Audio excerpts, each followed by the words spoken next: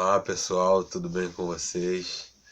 Meu nome é Sérgio Luiz e hoje o tema da nossa aula é o primeiro reinado, que vai de 1822 a 1831.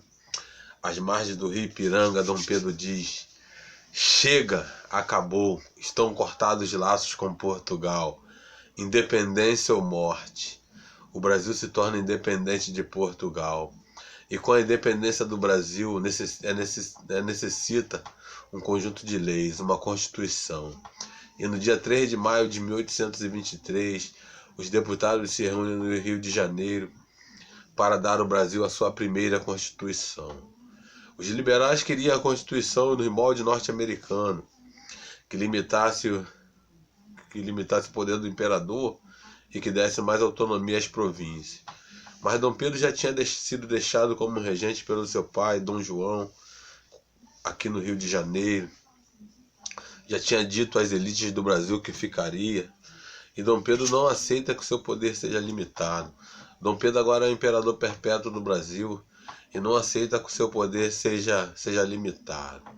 E Dom Pedro fecha a Assembleia Constituinte com a ajuda dos militares, manda os deputados para casa e diz: eu fico com a responsabilidade de dar uma Constituição ao Brasil. Essa Constituição tem que ser digna do Brasil e digna de mim. Em 1824, Dom Pedro impõe a primeira Constituição. E essa Constituição ela vem com 4 poderes: o poder executivo, o poder legislativo, o poder judiciário e o poder moderador. Quem era o poder moderador? O poder moderador era o imperador. O imperador Dom Pedro I era o poder moderador.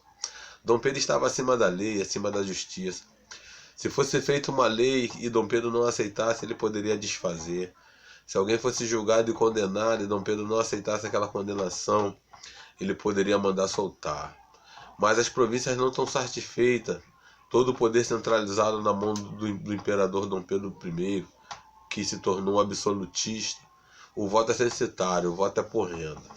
Só pessoas ricas podem votar no Brasil neste momento. Os senadores são vitalícios no poder, ficam no poder até o dia da sua morte. A Igreja Católica agora está vinculada ao Estado. Mas em 1824 acontece a Confederação do Equador, em Pernambuco.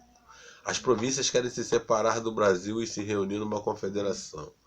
O líder da Confederação do Equador é Frei Caneca. O Brasil não tem um exército. Dom Pedro contrata mercenários ingleses e consegue vencer a Confederação.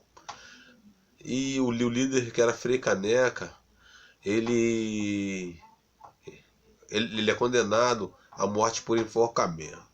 Mas a pena de Frei Caneca é mudada e Frei Caneca é fuzilado. Quando acontece a Guerra da Cisplatina, os brasileiros não queriam que Dom Pedro se envolvesse na Guerra da Cisplatina. O Uruguai se torna independente. Dom João tinha anexado o Uruguai e o Uruguai agora consegue se tornar independente do Brasil.